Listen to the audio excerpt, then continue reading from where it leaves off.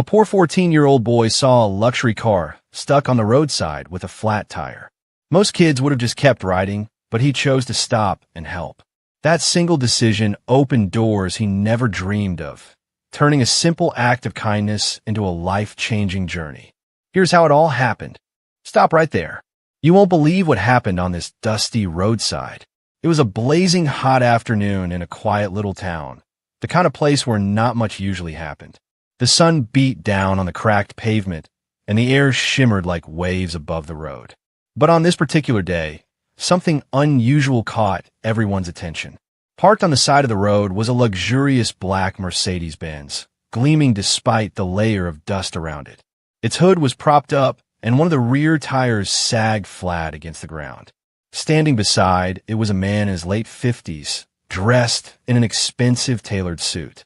His polished shoes were now covered with dust, and the beads of sweat rolling down his forehead showed clear frustration. This man, clearly wealthy and important, looked completely lost. He held his phone in his hand, but there was no signal in this part of town. He glanced around, sighing in annoyance, but no help seemed to be coming. He had likely never changed a tire in his life. At the same time, a young black boy named Jamal, just 14 years old, was pedaling home from school on his rusty old bicycle. The bike squeaked with every turn of the wheel, but Jamal didn't mind. His shoes were worn thin at the soles, and his backpack had a tear near the zipper, but his face shone with determination and youthful energy. As Jamal passed by, his sharp eyes caught the sight of the stranded car. Most kids his age might have just kept riding, maybe even laughed at the sight of a fancy man stuck on the roadside. But Jamal was different. His mother had always raised him to help others whenever he could. Without a second thought, Jamal slowed down, braked his bicycle, and called out kindly, "Sir, do you need help?" The man looked up, almost offended at first. His eyebrows raised as he saw the boy. "Son," he said with a slight chuckle, "this isn't a bicycle. This is a car worth more than your entire neighborhood. I don't think you can handle it." But Jamal didn't back away.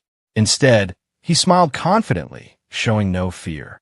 "Maybe not," he replied, "but I know how to change a tire. My mom taught me when our old car kept breaking down." For a moment, the man hesitated. He looked at Jamal's ragged clothes, then back at his own luxury car. Something inside him told him to doubt the boy, but something else told him to give him a chance. Finally, with a reluctant sigh, the man nodded. And just like that, a simple act of kindness was about to change two lives forever. Jamal rolled up his sleeves and got to work. His small hands moved quickly but carefully, showing the kind of confidence that came only from experience. He first checked the jack and slid it beneath the car, making sure it was positioned just right. The man stood back, his expensive suit already collecting dust from the roadside, and couldn't help but stare in disbelief. He had assumed the boy would fumble around or maybe even give up halfway, but Jamal moved with precision. He loosened the bolts one by one, his arms straining slightly, but his determination never wavered. Sweat began to form on Jamal's forehead, dripping down his temples and soaking into the collar of his faded shirt. Still, not a single complaint left his lips. He worked in silence, focusing on the task, while the man shifted uneasily, feeling something unfamiliar: respect.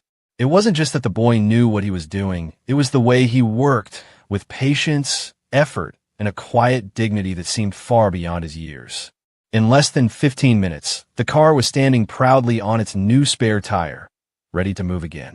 The man blinked as if trying to process what had just happened. He had expected to be stranded for hours, waiting for roadside assistance. Yet here he was, rescued by a boy on a rusty bicycle.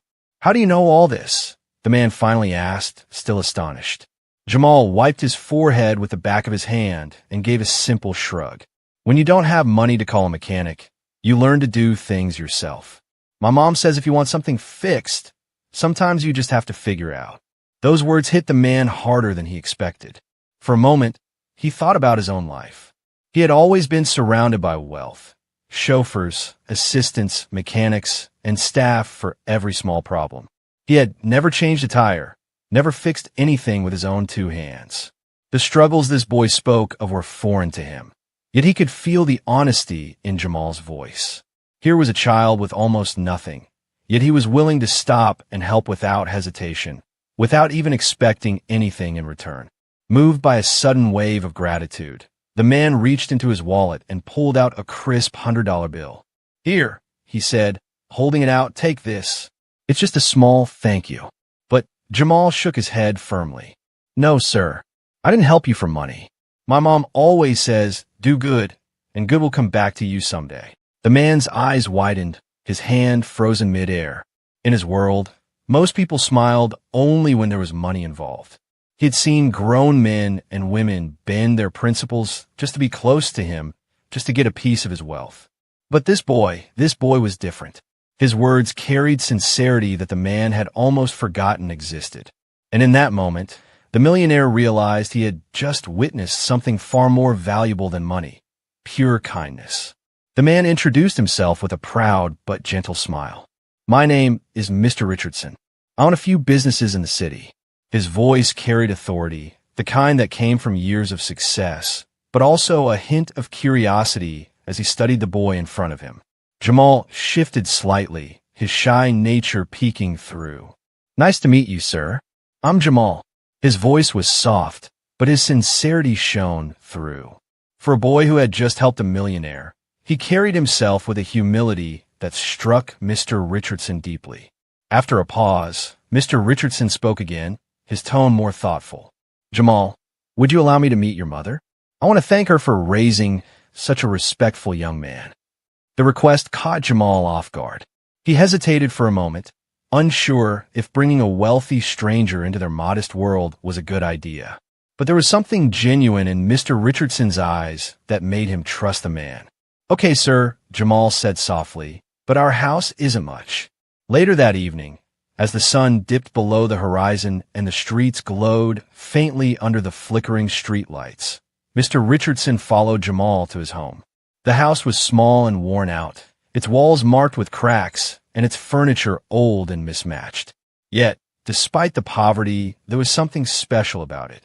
The home radiated warmth, laughter, and love, things money couldn't always buy.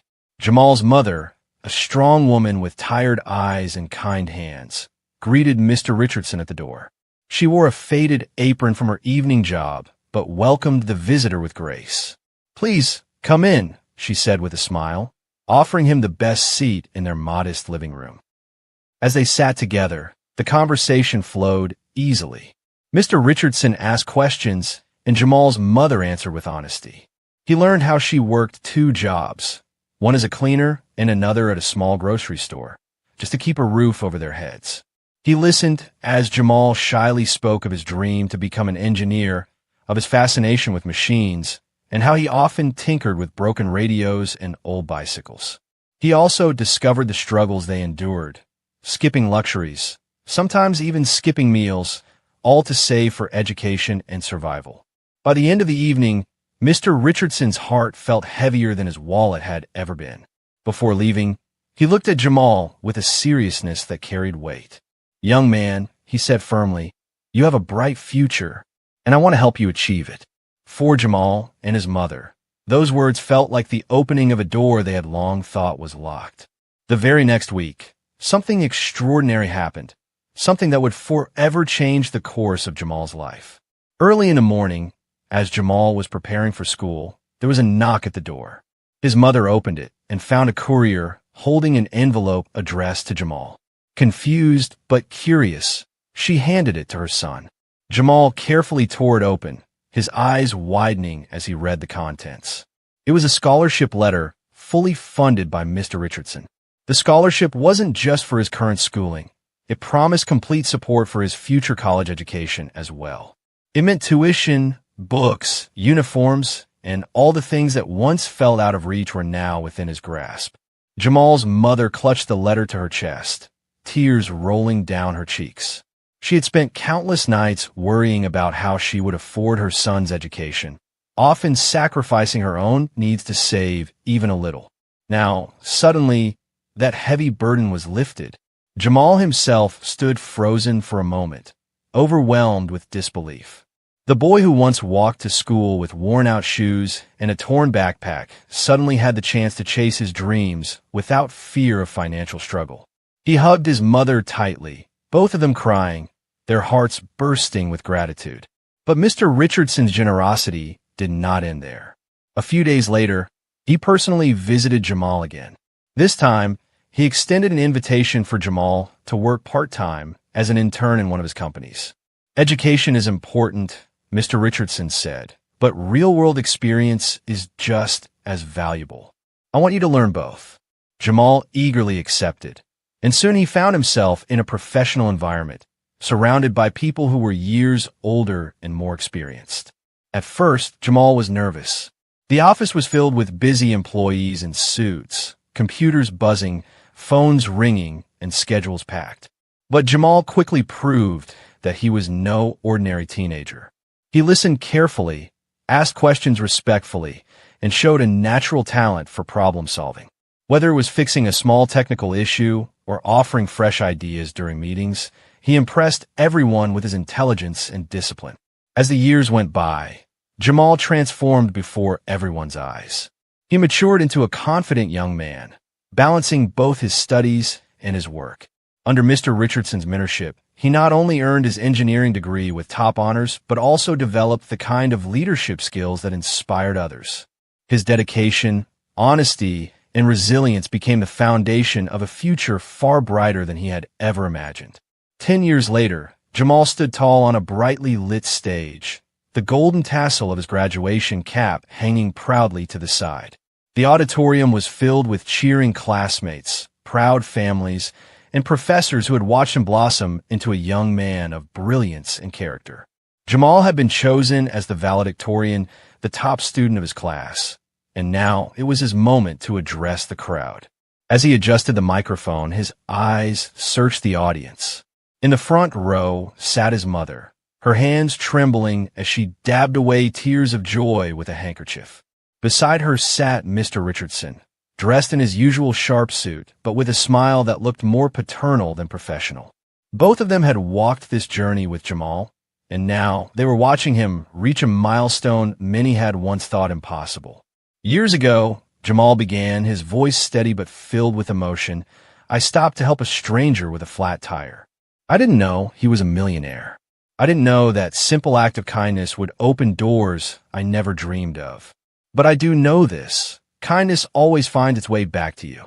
The audience fell silent, hanging on his every word. He continued, sharing how a single choice to stop and lend a hand had transformed not only his life, but also his perspective on success. Opportunities don't always come in neat packages, he said. Sometimes they arrive disguised as problems, waiting for us to respond with courage and compassion. As he finished, the auditorium erupted into thunderous applause. His professors stood, clapping proudly, while students cheered his name. Cameras flashed, capturing the moment of triumph. Jamal's mother wept openly, her heart swelling with pride. Mr. Richardson leaned forward, his smile deepening, knowing this was only the beginning of Jamal's story. In the years that followed, Jamal's name became known far beyond the walls of his university. With the support of his mentor and the wisdom gained from his journey, he founded his own engineering company. But Jamal's vision went further than profit. He established programs and scholarships for underprivileged youth, ensuring that kids who grew up like him had the chance to chase their dreams without the weight of financial struggle. For every child who received help, Jamal repeated the lesson that had shaped his own life. Do good without expecting anything in return, and the world will find a way to return that kindness to you. And to think, it all began with one flat tire on a lonely road and a boy who chose to stop and help. If you found this story inspiring, make sure to like, subscribe, and hit the bell icon so you never miss another powerful video. Thanks for watching.